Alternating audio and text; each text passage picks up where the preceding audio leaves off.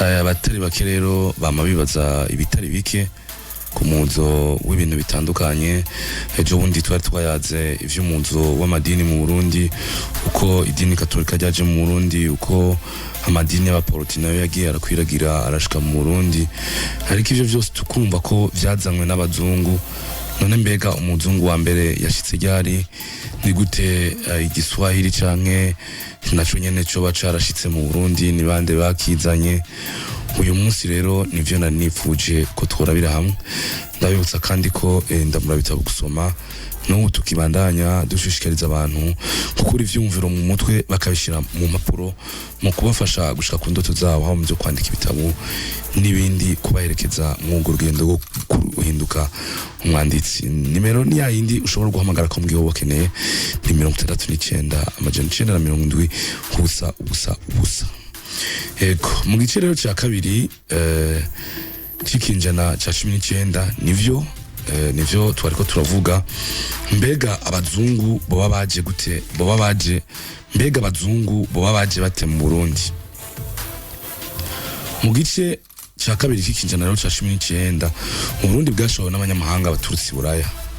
Mu bakera rugenda rero bari baje hamwe n'ivy'ubuhinga n'ubutohoji, ariko iyo tuyaze n'umuhinga muri kahise Mworohamire arafise ivyo ashikiriza ku muzo wabo nuko abarundi babakiriye, aho atubwira ko abarundi ba mbere bakiriye abazungu ba mbere batanguye guhonyoza ikirenge mu Burundi.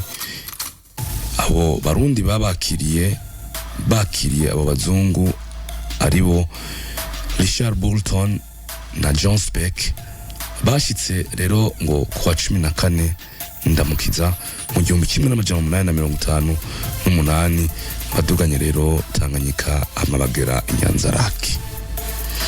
Havuga kandi ko bari abasirikare b'Abongereza barungitse n'Uganda kw'indonda bihugu rw'i Londres baje kuraba isoko rya Nili ngira abatari bake murazi ko ryavuye riboneka mu ntara ya Bururi itari kure cane n'intara ya Rumonge y'uno munsi, canke n'igisagara ca Nyanzarake aho bashikiye ubwa mbere.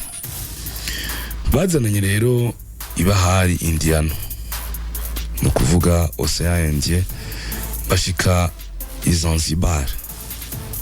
Mu nyuma binjira muri Tanganyika,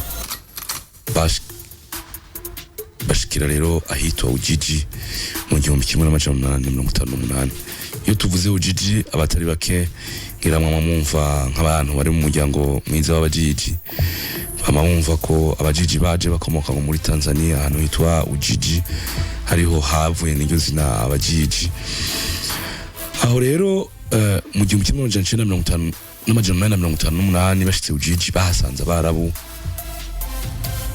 basanze bakora urudandazwa nk'abantu baja kugira baja cyo kimwe n'amenyo y'inzovu. Abo rero nibo batoyemwo abasemyi, kuvuga abasigurira indimi, kuko bumva kandi bavuga indimi zivugwa muri ako gace. Abakurikiye rero ni David Livingstone na Henry Stanley, umumenyesha makuru yakorera ikinyamakuru New York Herald. Bahuriye nabo nyene ahitwa Ujiji, baca barazana mu Burundi gushika muri zone Mugere, aho n'ubu hari we ryabitiriwe. Aho rero hari mu mwaka wa 1871. Ushobora kwibaza icabagenza canke icatuma baza, ariko inyishu ntumuyironke. Benshi bari baje gutembera ngo babone isi, na cane ko Afrika batari bayizi, kandi babona ko hari amashamba batari bamenyereye iwabo. Ariko Stanley we yari yahawe igikorwa cyo kuza kurondera Pastor David Livingstone yari yatakariye muri Afrika y'ubuseruko igihe umuzo wabo wari watanguye. Abandi bari baje kuhacumbika bafise ihangiro ryo kudukura ku mana y'abarundi ngo batwigisha amadini yabo. Mu mwaka rero w'1879 ushira gushika 1881 abapatiri bera rero bari bashikiye mu Rumonge naho ingabo z'abatware ba Mwezi Bikari na Rumonge zitaborohereje. Ngira abatari bake mbama biyumvira inkomoko y'izina Rumonge, mugiye mwumvise ko Rumonge yari umwe mu batware ba Mwezi batwara icyo gice, arimwe bamwe bafashe nk'intwari kuko batorohereje abo bazanano, abo bavaburayi b'abazungu bari baje kudukura ku mico n'imigenzo twari dusanganye. Rumonge yari umwe muri abo batwari, aho yari kumwe n'iyo Bikari. Umupatiri rero umwe w'umuzungu yera yasize ubuzima, abazungu baca bataromoka baja gucumbika Masunzu mu gihugu ca Republika Iharanira Demokarasi ya Kongo, batinye ko n'abandi bopfa kuko Bikari na Rumonge batari boroshe. Ubukoroni buratangura mu 1892 inyuma y'inama y'amagabura Afrika i Berlin mu Budagi, hari nayo yashitse ku ngingo mbi yo gusatagura Afrika ngo bayicemwo imbibe zitandukanye uko bishakiye. Uwitwa Oscar Baumann yaraje azunguruka Burundi kuva mu museruko gushika mu Rengero, yinjiranye Bweru, Muyinga, Kayanza, amanuka n'Imakamba. Ashitse mu Kayanza, umutware w'Umwezi yitwa Ntawurushira, umukuru wa Mwezi, yaje gutangira Baumann nawe afata inkoho aramurasa, harasanda abantu bakomeza urugendo. Oscar Baumann yagenda aratanga amadarapo y'Ubudagi n'amakete avuga ko Ubudagi bweguriye Burundi, aho abatware bose yabona. Ivyo vyasigura ko Uburundi bwamaze kugwa mu minwe y'abakoroni. Kujya kuwinjira mu isoko kubw'umuhinga mworoha, abo bazungu ntibari bakeneye uruhusha na rumwe rwo kwinjira mu Burundi. Bazi ko bashatse bagasubira inyuma uko bashatse, ntawe bakurikirana, nta n'uwabaza ikibagenza canke iyo baje bagana. Bashitse ku kivuko ca Zanzibar baca bafatwa mu mugongo n'ubuserukizi bwabo bwari bwasanzwe kuva mu 1833. Mu nyuma niho baca bako mu murongo w'abazungu, Abarabu n'abasigura indimi n'abandi bantu bavuye Ujiji na za Bagamoyo, batoranira ku nkengera z'ibahari Indiano baraza no mu Burundi ngo ba. Abo batora ku nzira barabamaze gukorana n'abanyamahanga n'imiburiburi nk'Abarabu canke ababa hafi y'ibisagara vy'abazungu. Babagirira akamaro kanini kuko benshi muri abo baba bazigiha ururimi rushaka kumera nk'ikirundi hamwe n'igiswahili, bigatuma bashobora kuyagisha abarundi n'abatanzania ku mwanya umwe. Abo bazungu bose baza mu Burundi baba babanje gutohoza neza ibirabi iyo bagiye. Nk'akarorero Bolton na Speck bari bazi ko Burundi buganjwe n'umwami Mwezi Gisabo, nabo bashitse mu Burundi mwami Mwezi amaze imyaka 6 gusa. Wewe bavuze bati uganje turamuzi, ariko naho baje bobo baba bazi ko bari babizi neza ko mwami Mwezi Gisabo yaramaze imyaka 6 gusa ku ngoma. Bari bazi neza kandi ko uwo mwami ari intwari, inkerebutsi, kandi ko ingabo ziwe zava mu mihingo yose y'igihugu, kandi byari byoroshe ko yumvise atewe abatuma ko bakegerana hama umwansi ntabacarukane. Niho baje bitwaje inkoho mu modokari zabo, ariko baririnda gusotora abantu babonye. Abarundi bakibona ijya mbere baratangaje n'ivyo bintu by'urukoba gwera. Ivyo birabonekera no mu mayagwa y'ikirundi, aho hari igisokozo kivuga ngo hepfo haciye ubutindi buhetse ubundi, uwishura akavuga ngo umuzungu kwipikipiki. Umuntu azisha ijambo butindi risigura mu kirundi acyumva ko abarundi batabona neza abazungu nk'abantu, ahubwo vyari bikoko, ibintu bitamenyerewe bije kubasubiza inyuma, kuko ubutindi buri no munsi y'ubukene. Naho biruko, mbega igiswahili cyoco coba caciye kiza gute ko twumvise ko abo bazungu bagendana n'abasanzwe bavuga ururimi rw'igiha rusa n'urwegereye igiswahili canke ikirundi ngo biborohere kuyaga n'abo bantu? Kubera ko abantu ba mbere bavuga igiswahili baje bavogera Burundi, bobo bakagirira nabi nabo bahasanze, vyatumye urwo rurimi n'abarundi bagwanka. Abarundi rero bavuga ko ari n'ururimi rw'abicanyi, rw'ababeshi n'ibindi. Erega ngo niyo uvuze ngo urwo rurimi amata ngo waba uyasezeye, kandi tuzi agaciro abarundi baha amata, agaciro abarundi baha inka, kuko yari maze yose yebwe ikanyobwa ikambagwa igakenura umuntu muri bike akeneye na vyinshi akehaniwe. Ivyo tubiyagirwa n'umwigisha muri kaminuza y'u Burundi Dorothée Nshimirimana. Abarabu nabo rero mu kuza mu Burundi bazanye mu kiyaga Tanganyika bambaye ibikanzu vyera bafise n'ubwanwa burebure cyane. Abarundi bababonye biruka kubwira umwami ko mu kiyaga Tanganyika babonye ibisigo ibihume. Umwami aca barungika kubarasa imyampi nabo baragenda. Barabarashe imyampi mbere barabakomeretsa. Umwe muri bo umukuru muri abo barabu aca arashavura avuga ca Giswahili ngo maliza wote, bisigura ngo baheze bose. Ico gihe bose ngo bararashe barapfa barahera. Erega niho havuye n'izina rumariza kuko yaraje aza kumara abarundi. Basokuru bati ururimi rw'abicanyi ntago tuzigira tuvuga. Ibibaye imvo ya mbere yatumye abasokuru batitaho kandi batamenya Igiswahili. Abakoroni baje kuvyunyura rero bo baca baza babisonga kuko mu kubanyagutwa bakoresheje ururimi rw'Igiswahili tireta kuku leta mayai leta maziwa, bisigura ngo zana inkoko zana magi zana mata zana masoro. Abarundi baca bararahira baranana batugo ururimi rw'ibisuma ntago twovuga.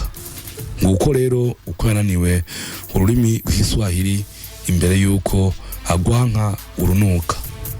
Uwa mbere yazananye n'abavuga ururimi rusa n'Igiswahili kugira ashikira abarundi.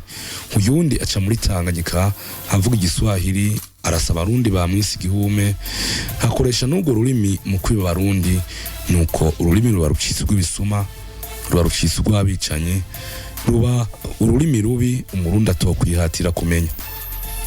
Kira noneho ubwo rurimi baciye barutuka ngo ruvuze inka zicika amabere ntiwonywa n'amata n'ibindi, mu gihe dusanzwe tuzi kandi tuzirikana agaciro k'inka mu Barundi baho hambere na nubu, na cyane cyane ko no mu mico n'imigenzo y'Abarundi n'ukwa akwinka.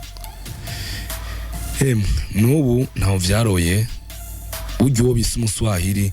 Uretse ubu ibihe bigiye birahinduka tukinjira mu karere ka Afrika y'ubuseruko, uwise Umuswahili yaboneka nk'umwangushi, umuweshi, umunyamayeri. Uretse ko hari n'abantu batazi gutandukanya umwisilamu n'Umuswahili.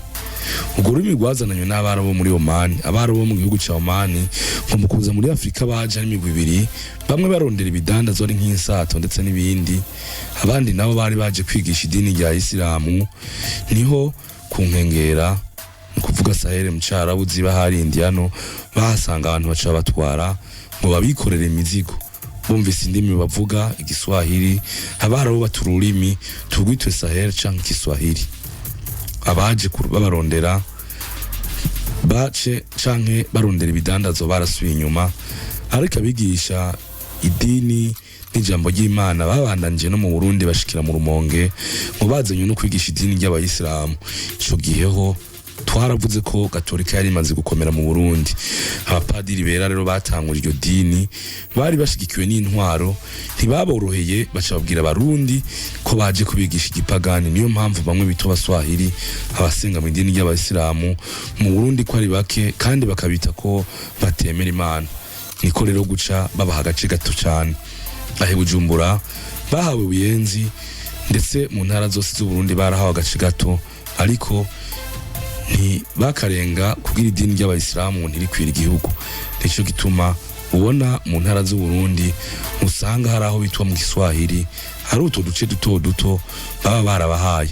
Muri uto duce rero ni Igiswahili cyavugwa cyane, mbere n'ubu niko bimeze. Abarundi begera uto duce baratangura kuza barumva Igiswahili buke buke, naho cahavuye kija mu nyigisho. Mu nyigisho no mu nsamirizi ntivyatevye, kuko insamirizi yacitangura kuvuza indirimbo z'Igiswahili mu mwaka w'1963. Eka nimbonesha kure y'igihugu imaze kuboneka haize imyaka 5 gusa itangura kuvuza ibiganiro by'Igiswahili mu mwaka w'1989. Leta rero yahavuye ibona ko Igiswahili atari ururimi rw'abambuzi. Mu mwaka w'1995 mu ishuri rya gisirikare ISCAM Igiswahili cyaratanguye kwigishwa hifashishwa abigisha bavuye mu gihugu ca Tanzania, mbere no muri kaminuza y'u Burundi kihava gitangura kwigishwa mu mwaka w'igihumbi kimwe n'amajana icenda na mirongo indwi n'umunani. Mu mwaka w'igihumbi kimwe n'amajana icenda na mirongo icenda na gatatu catanguye kwigishwa n'umurundikazi ariwe Dorothea Nshimirimana yatuyagiye ibi. Hambere hari n'igisata c'indimi n'amayagwa nyafrika usanga igiswahili ari cigwa kiri mu bihambaye cyane ufatiye ku mwanya bihabwa. Mu mwaka w'ishuri w'ibihumbi bibiri na gatandatu igiswahili catanguye kwigisha icese mu mashuri y'intango. Mu 2012 amashuri yisumbuye baca baratangura kucigisha. Kuva aho rero Burundi bwinjiriye muri Afrika y'ubuseruko igiswahili cyarahumbiwe cyane. Aho mbere tuvuga ko ubu umuntu avuga igiswahili atakiri umuweshi, umusuma cyangwa umwambuzi, aruko ari umwe mu bantu baboneka nk'abafise ururimi rushobora guterera mu iterambere, na cyane cyane ko ari ururimi rushobora gukoresha mu bihugu bitari bike byo mu karere ka Afrika y'ubuseruko harimo Burundi, Kongo, Tanzania na Kenya gisanzwe kivugwa cyane, tutibagiye u Rwanda na Sudan, naho nyene gishobora gufasha umurundi yatembereyeyo mu kwifasha kwiteza imbere mu byo abakeneye. Yego nuko muri make umuzo w'abazungu bwa mbere mu Burundi, umuzo w'abarabu, idini rya Islamu n'igiswahili mu Burundi vyagenze. Ndabashimire cyane. Kazoza FM, be your own boss.